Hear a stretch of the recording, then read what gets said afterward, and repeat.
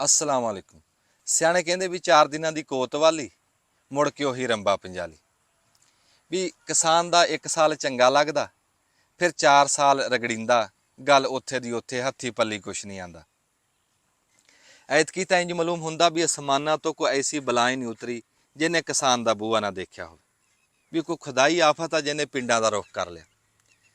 ਉਹ किसान ਜਿਹੜਾ ਸਾਰਿਆਂ ਦਾ ਸੋਚਦਾ ਸੀ, ਅੱਜ ਉਸ किसान ਦਾ ਕੋਈ ਨਹੀਂ ਸੋਚ ਰਿਹਾ। किसान ਇਕੱਲਾ ਰਹਿ ਗਿਆ ਵੀ 4 ਫਸਲਾਂ ਉੱਤੇ ਹੇਠ ਬਰਬਾਦ ਹੋਈਆਂ। ਪਹਿਲਾਂ ਮੱਕੀ ਲਾਈ, ਹੱਥੀ ਪੱਲੀ ਕੁਛ ਨਾ ਆਇਆ। ਫਿਰ ਸਾਡੀ 4000 ਵਾਲੀ ਕਣਕ 2000 ਨੂੰ ਬਿਜਲੀ ਦੇ ਬਿੱਲਾਂ ਦੇ ਰਾਹੀਂ ਟੱਪ ਗਈ। ਫਿਰ ਤਿਲਾਂ ਦੀ ਫਸਲ, ਤਿਲਾਂ ਦੀ ਪੈਦਾਵਾਰ ਕੋਈ ਨਹੀਂ, ਪੈਦਾਵਾਰ ਨੂੰ ਵੀ ਗੋਲੀ ਮਾਰ, ਰੇਟ ਹੀ ਨਾ ਰਿਹਾ। ਆ ਜਾ ਕੇ ਝੋਨਾ ਬਚਿਆ, ਝੋਨੇ ਤੇ ਕਿਸਾਨਾਂ ਨੇ ਆਸਾਂ ਲਾਈਆਂ, ਕੋਈ ਡੰਗਰ ਪਸ਼ੂ ਵੇਚ ਕੇ ਖਾਦ ਪਾਣੀ ਬਿਜਲੀ ਦੇ ਬਿੱਲ ਲਾਏ ਵੀ ਇਹ ਫਸਲ ਸਾਨੂੰ ਪੈਰਾਂ ਤੇ ਖੜਾ ਕਰੂਗੀ। ਲੈ ਝੋਨੇ ਨੂੰ ਦਾਣਾ ਹੀ ਨਾ ਪਿਆ। ਸਾਰੀ ਫਸਲਾਂ ਦੇ ਵਿੱਚੋਂ ਨਾ ਕਿਸਾਨ ਨੂੰ ਬਚਿਆ ਬਾਲਣ। ਲੋਕਾਂ ਦੇ ਭਾਅ ਦੇ ਉਸ ਬਾਲਣ ਦੀ ਅੱਗ 'ਚ ਰੋਟੀਆਂ ਪੱਕਣਗੀਆਂ, ਪਰ ਮੇਰੀ ਗੱਲ ਯਾਦ ਰੱਖੀ, ਉਸ ਬਾਲਣ ਦੀ ਅੱਗ 'ਚ ਕਿਸਾਨ ਆਪ ਸੜ ਰਿਹਾ। ਸਿਆਣੇ ਕਹਿੰਦੇ ਆ ਵੀ ਰੱਬ ਨੂੰ ਹੁਜਤਾਂ ਨਹੀਂ ਹੁੰਦੀਆਂ, ਪਰ ਜਿਹੜੇ ਜ਼ਮੀਨ ਤੇ ਰੱਬ ਬਣੇ ਆ, ਕਿਸੇ ਨੇ ਕਿਸਾਨ ਦਾ ਦੁੱਖ ਸਾਂਝਾ ਨਹੀਂ ਕੀਤਾ, ਕਿਸੇ ਨੇ ਵੱਟਾ ਵੀ ਨਹੀਂ ਮਾਰਿਆ, ਬਾਤ ਵੀ ਨਹੀਂ ਪੁੱਛੀ ਆ ਕੇ।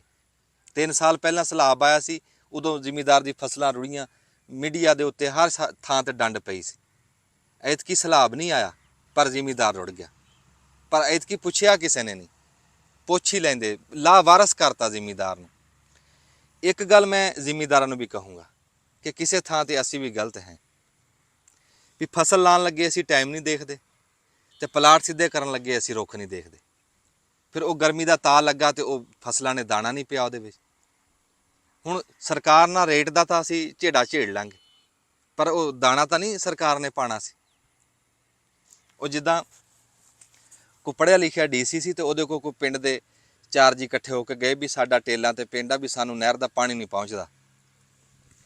ਉਹਨੇ ਆਪਣੇ ਅਫਸਰ ਨੂੰ ਸੱਦਿਆ, ਉਹਨੂੰ ਕਹਿੰਦਾ ਵੀ ਜਿੰਨਾ ਖਰਚਾ ਹੁੰਦਾ ਕਰ, ਵੀ ਇਹਨਾਂ ਨੂੰ ਪਾਣੀ ਪਹੁੰਚਾ ਟੇਲਾਂ ਤੇ। ਅਫਸਰ ਨੇ ਕਿਹਾ ਠੀਕ ਹੈ। ਉਹਨੇ 8 ਦਿਨ ਲਾ ਕੇ ਉਹ ਮੋਗੇ ਲਾ, ਨਹਿਰ ਸਫਾਈ ਕਰ, ਗੱਲ ਕਦੀ ਉਹਨੇ ਨਾ ਪਾਣੀ ਪਹੁੰਚਾਤਾ। ਉਹਨੇ ਆ ਕੇ ਦੱਸਿਆ ਵੀ ਸਾਹਿਬ ਜੀ ਉੱਥੇ ਪਾਣੀ ਮੈਂ ਪਹੁੰਚਾਤਾ ਉਹਨੇ ਟੇਲਾਂ ਦੇ ਉੱਤੇ। ਉਹਨੇ ਕਿਹਾ ਵੀ ਮੈਂ ਮੌਕਾ ਚੈੱਕ ਕਰੂੰਗਾ। ਡੀਸੀ ਮੌਕੇ ਤੇ ਆ ਗਿਆ, ਪਿੰਡ ਸਾਰਾ ਇਕੱਠਾ ਹੋ ਗਿਆ। ਉਹਨੇ ਆ ਕੇ ਪੁੱਛਿਆ ਵੀ ਹਾਂ ਵੀ ਪਾਣੀ ਪਹੁੰਚ ਗਿਆ। ਉਹ ਜ਼ਿਮੀਂਦਾਰ ਇੱਕ ਖੜਾ ਹੋਇਆ, ਉਹ ਕਹਿੰਦਾ ਜੀ ਪਾਣੀ ਤਾਂ ਮਾਰ ਰਿਹਾ ਬੱਬਕੇ, ਪਰ ਜੇ ਕਿਤੇ ਦੱਖਣ ਚੱਲ ਜਾਂਦਾ ਨਾ ਤੇ ਜਲ ਥਲ ਹੋ ਜਾਣੀ ਸੀ। ਉਹ ਡੀਸੀ ਨੇ ਅਫਸਰ ਵੱਲ ਦੇਖਿਆ, ਉਹਨੂੰ ਕਹਿੰਦਾ ਵੀ ਜਦੋਂ ਇੰਨਾ ਪੈਸਾ ਜੋ ਲਾਇਆ ਤੂੰ ਮੋਗਿਆਂ ਤੇ ਨਹਿਰਾਂ ਤੇ, ਤਾਂ ਤੂੰ ਦੱਖਣ ਵੀ ਚਲਾ ਦਿੰਦਾ। ਉਹ ਅਫਸਰ ਕੋ ਕਹਿੰਦਾ ਜੀ ਸਾਹਿਬ ਜੀ ਗੱਲ ਇਹ ਆ ਵੀ ਦੱਖਣ ਕਹਿੰਦੇ ਆ ਜਿਹੜੀ ਇੱਧਰੋਂ ਹਵਾ ਐ ਨੂੰ ਚੱਲਦੀ ਆ, ਉਹ ਮੈਂ ਚਲਾਣੀ।